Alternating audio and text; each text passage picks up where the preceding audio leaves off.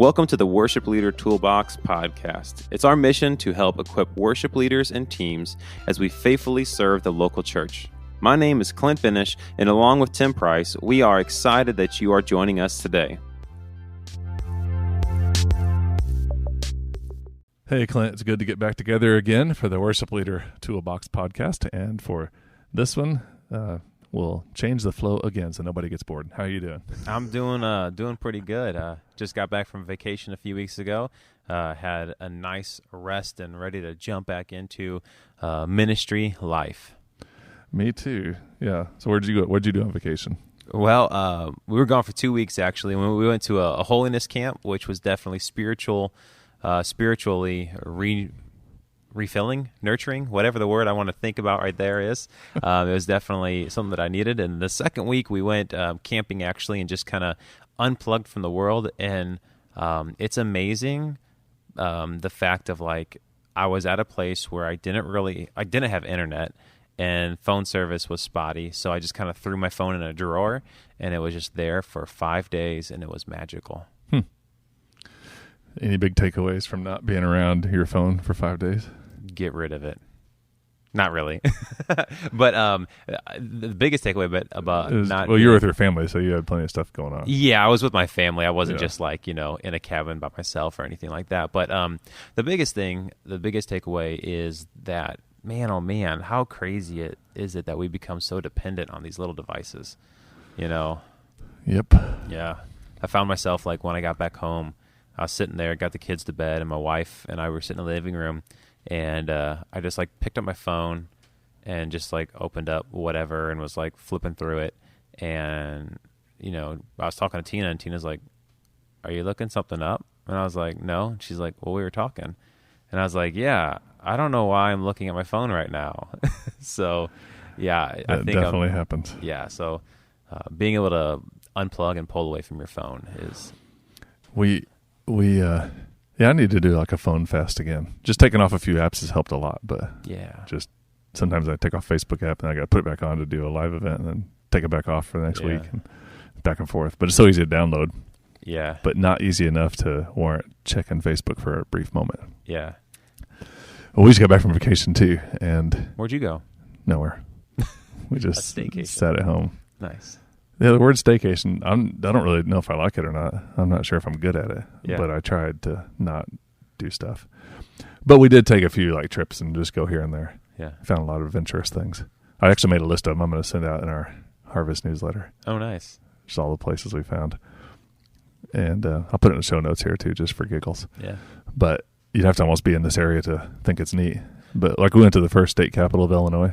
It's only state capital for 2 years. Where's that? Kaskaskia. It's down by Chester. Oh, wow. But the island, the river, it basically changed during a flood, so the island was basically flooded out. It's not there anymore.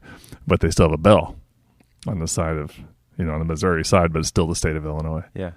And the bell is called it's the Liberty Bell of the West. Oh, wow. And it's older than the Liberty Bell. Oh, wow. Yeah, it's weird. Just sitting in a little chapel. Man. Sitting down there. That's crazy to think how many little, like hidden gems within an hour or so of where you live. Like that. And we found the oldest Methodist church west of the Mississippi. Oh, wow. 1819. Went and looked at that. It's called Old McKendree Chapel. Oh, I saw that. Did you guys sing there? Yeah, we just went in there and sang a song. Yeah. Yeah. It was pretty neat. Awesome. And then we went to Elephant Rock and a bunch of other little places like that. It was interesting. Cool. But for today, we're going to talk about this idea of making worship interesting, which...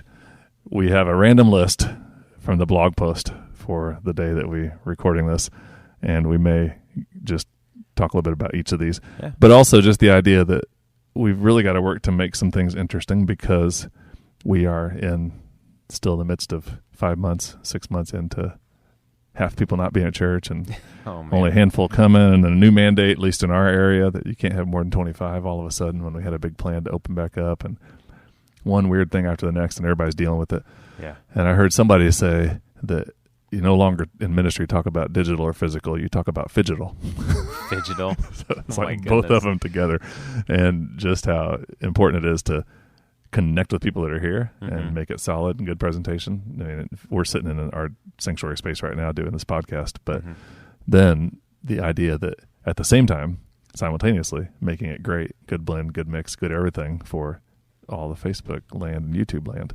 Yeah. And that is just hard to do. And, you got to change everything. It's a crazy balancing act for sure. I was thinking the other day, I don't know if we should say good morning anymore because half the people don't view it on Sunday morning. Yeah. Like maybe we should just say, hey, welcome everybody who's watching because... Yeah, but the thing is that like even if we have an evening event at church, I still say good morning. Just say good morning all the time. And plus, if somebody's watching it later, maybe they just woke up, so you can still say good morning even if it is 5 p.m. That's right. It's morning somewhere in the world. Yeah. All right. Well, I'm still adjusting this. I hope this is good. But welcome everybody who's a normal Worship Leader Toolbox listening crowd, and for those who are new, we want to welcome you into and invite you to participate in our Worship Leader Toolbox community on Facebook. And just it's been going a while, but recently we changed the name just to match this. And so if you have any encouragement or videos or questions or thoughts, just put those on there. That'd be great. And we'll put that in the show notes as well. So this idea of making worship interesting, here's just 9 random tips.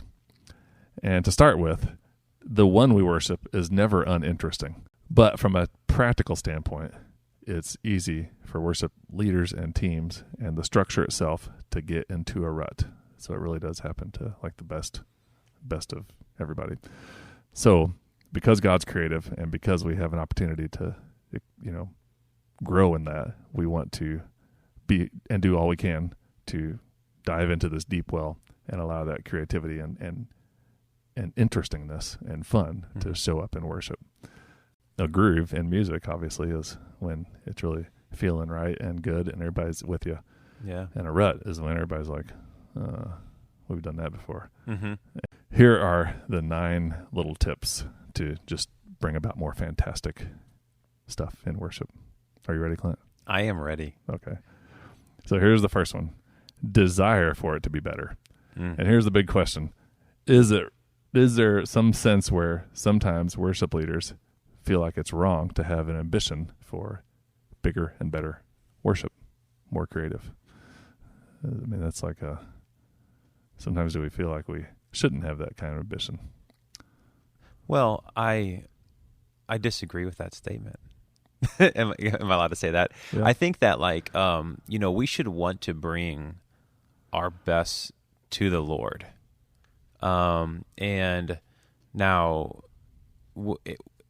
it could become an idol, trying to strive for the best.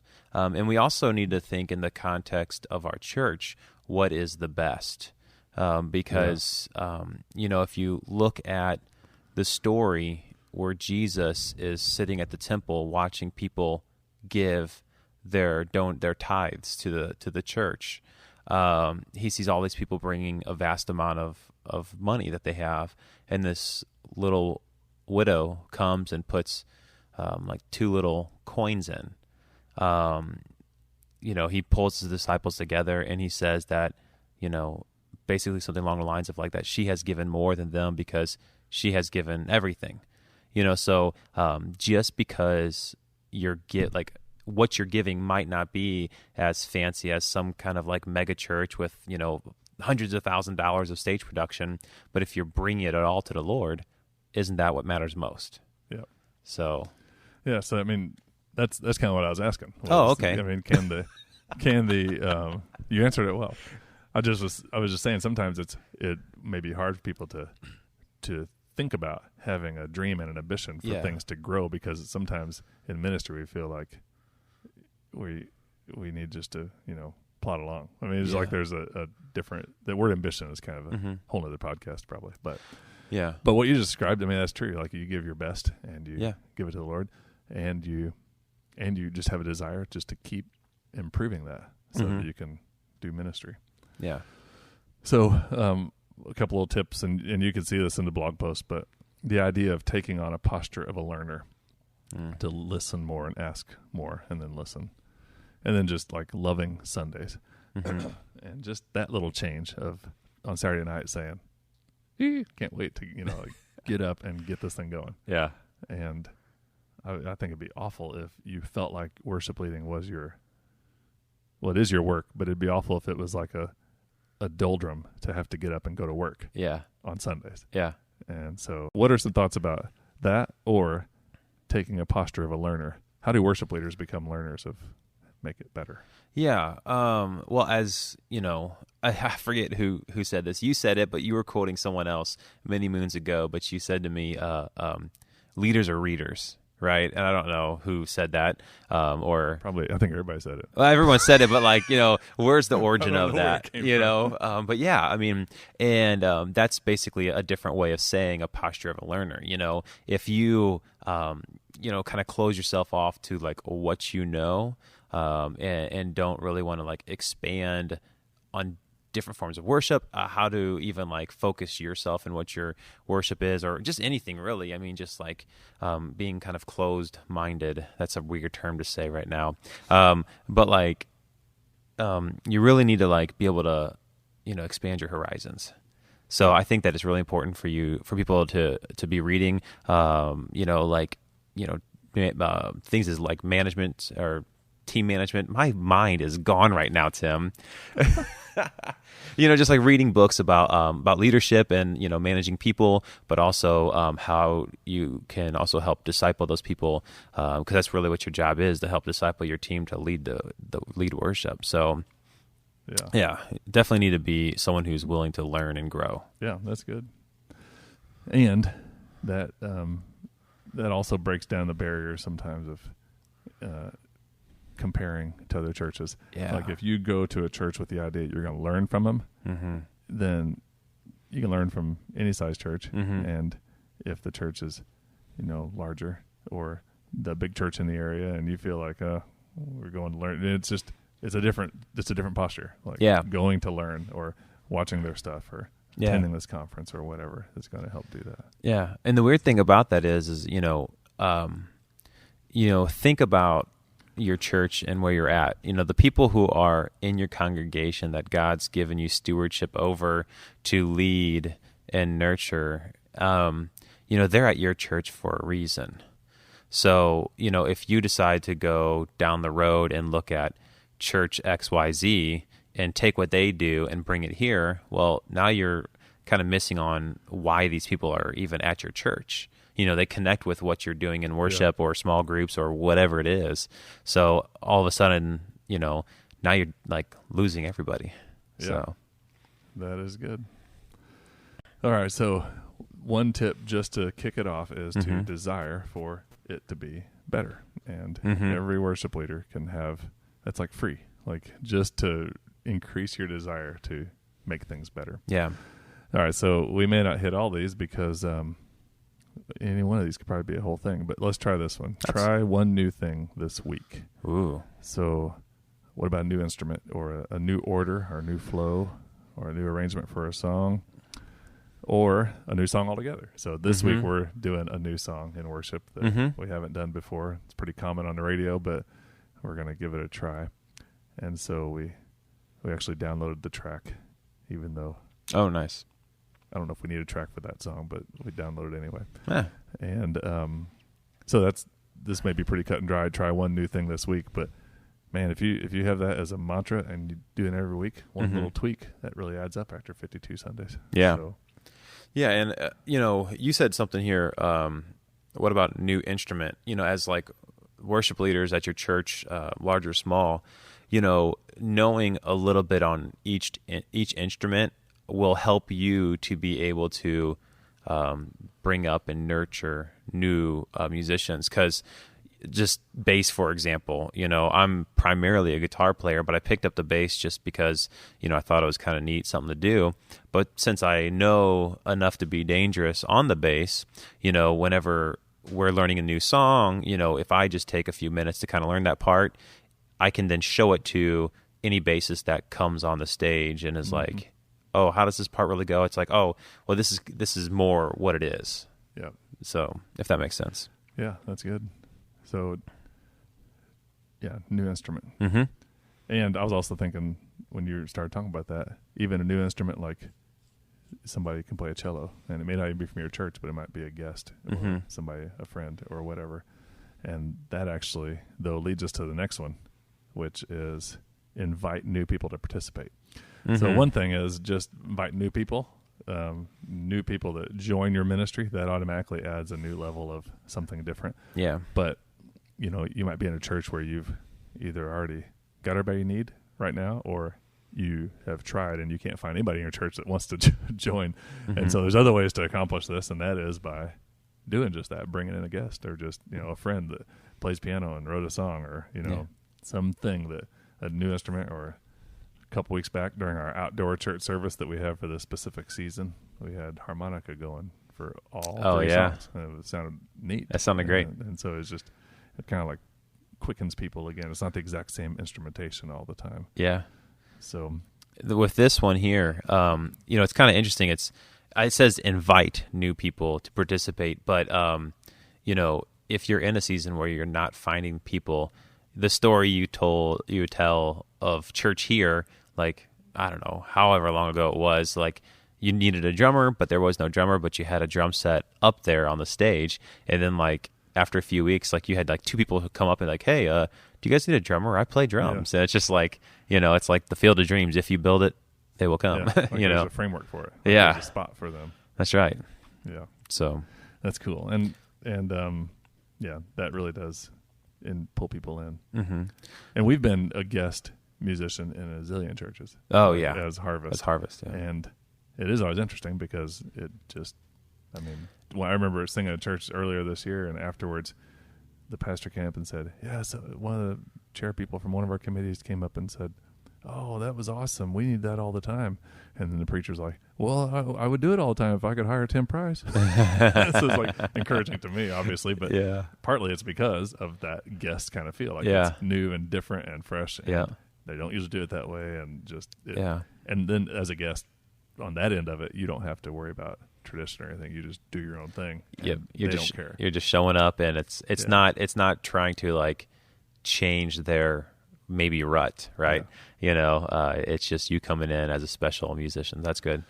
Yeah, and so if anybody out there is listening and you're in the neighborhood, invite us to come on over, be a part of it, whatever's going on, even though it's hard to have things going on right now. But one thing about this specific one, inviting new people to participate, I would love to sit down and like, this is totally like side conversation during a podcast, but we should totally like come up with onboarding strategy and like what that looks like. So you guys, even when you're doing a podcast, ministry work still goes on. That's true. All right. Building community in your group is another way just to freshen up worship services.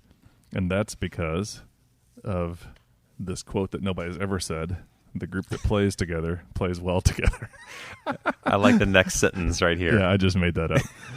But it is, I remember a long time ago reading a book called Emotional Intelligence, and one of the premise of that whole book is that if you have an hour to do a task, you can take a group and jump right into the task, and it might take an hour. You might not even get done.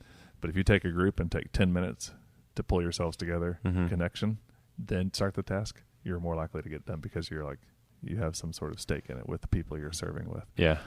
And so just connections automatically going to make it fresher and neater and give people more confidence and more stage presence and all that kind of stuff. Yeah. So, well, I think anyone who's played in, so let me start over. Church is like a different situation because, you sometimes have moving puzzle pieces in the band. So it's not always the same thing every single week.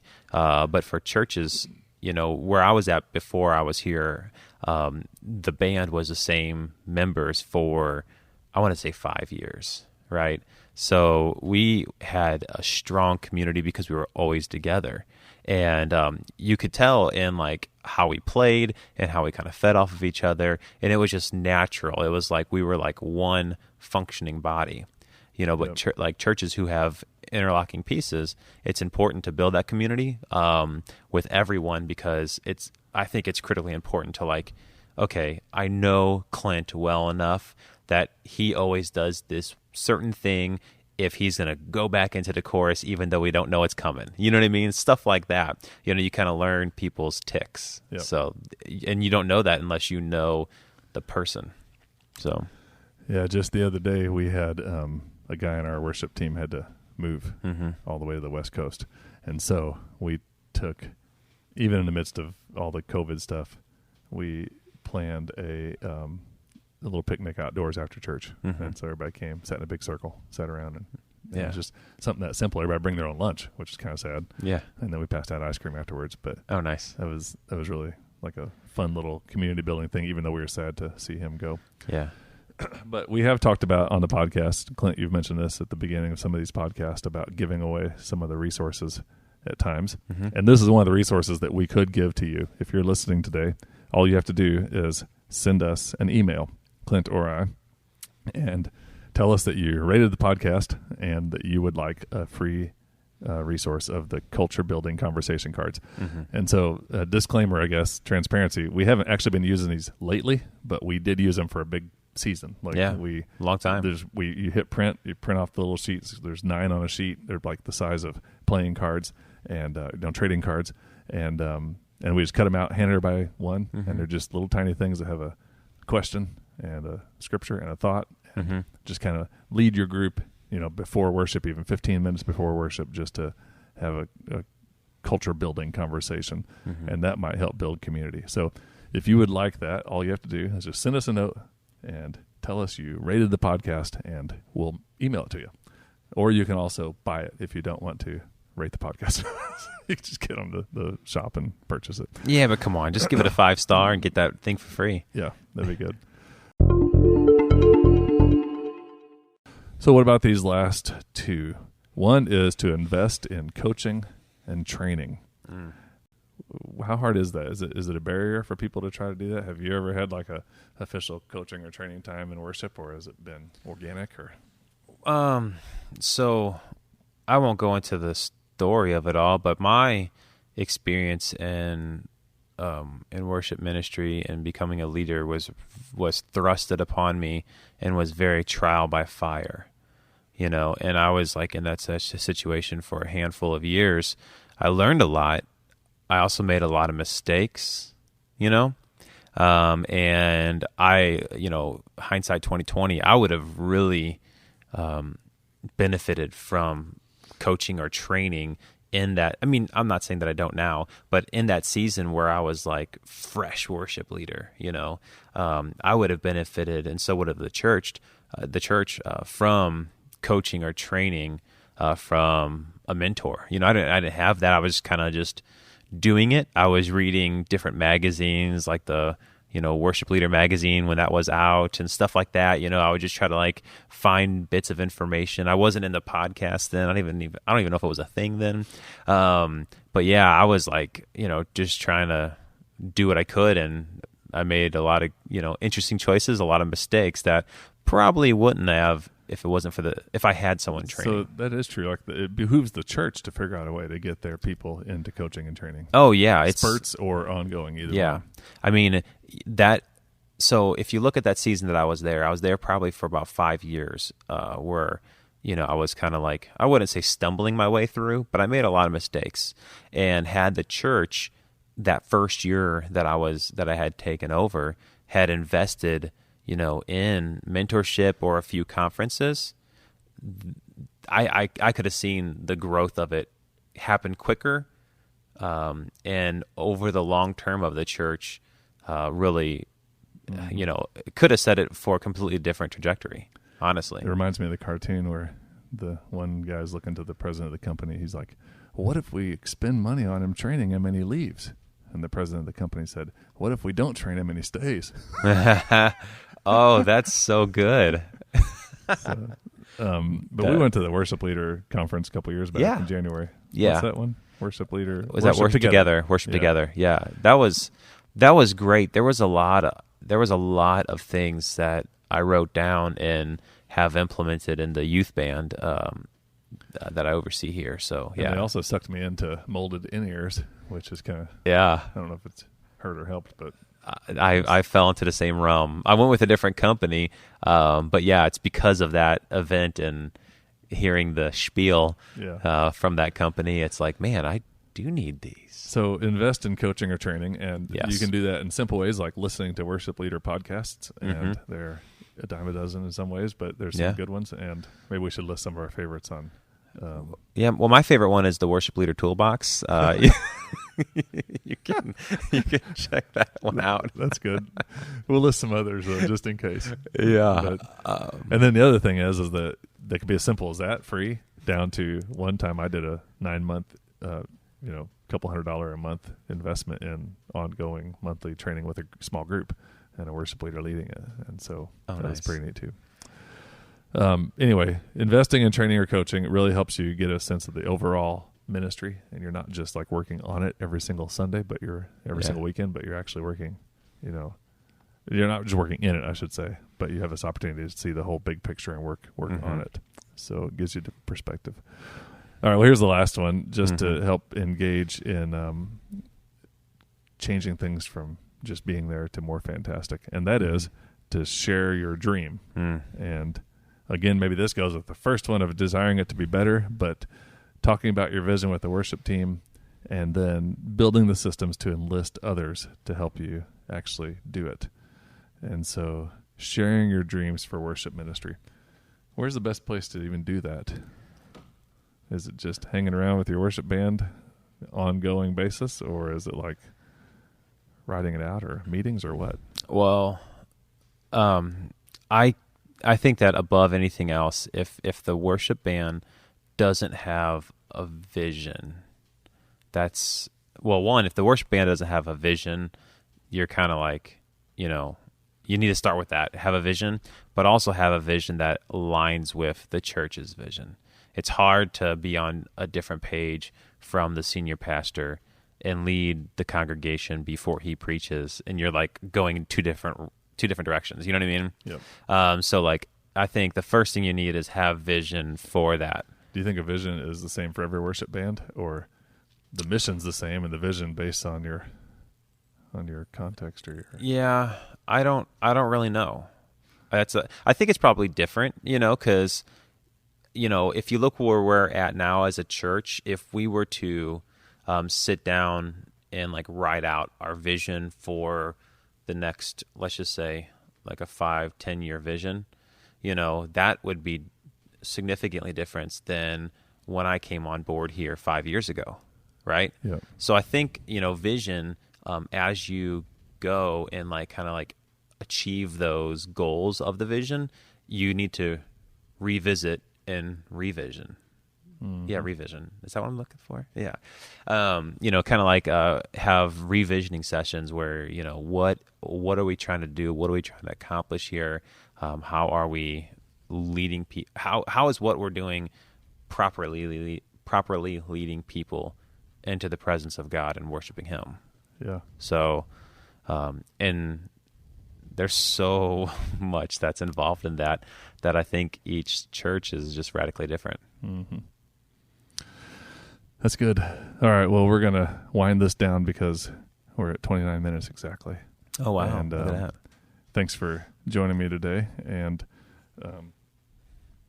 I think the one thing that stuck with me as far as our typed out thing here is that we never want worship to be uninteresting, because we're worshiping a God of the universe. And so it's terrible just to think we're just going to come and play the songs we played 2 weeks ago, or slide over the songs from last month and do that again, or just to go half-hearted just seems a waste. So yeah, there's one book I read a long time ago. It might be helpful for some people, and it was called Engage, and it's a guide to creating life-transforming worship services by Jason Hatley and Nelson Searcy. And those guys do a lot of coaching stuff too. Oh, so cool. That's who I did that with several years back. Thanks again for joining on the Worship Leader Toolbox podcast. And we were serious about the little culture communication cards. If you would like one that resource, we'd be happy to email it to you. You can just send us a note. And where do they find us? Sometimes we do this, sometimes we don't. But where do people find you, Clint, on social media? Me, myself, and I? Yeah. You can find me... Man, I'm not really on social media for the public, but you can find me at Clint Benish on Twitter and Instagram. I'm a ghost on there. In Facebook, I have my account set to private, so unless you're a friend, you're probably not going to find me. So that probably wasn't too helpful. That might have been inspiring for some people. They might want to go dark in their lives in that way. Yeah. Well, what we'll do, Clint, is we're going to set up a page for you on Worship Leader Toolbox Podcast. Okay. And it'll be called Worship Leader Toolbox Podcast.com/Clint. Oh, okay. We'll put everything that everybody needs to know there. I should do mine like that too. Make it a lot easier because I have identity crisis. I have like 15 different social medias, and nobody can find any of it. But anyway, connect with us on email through the website worshipleadertoolbox.com. And until next time, we're so thankful to have you along, and blessings on your ministry and leading and serving in your church. So thanks again, Clint.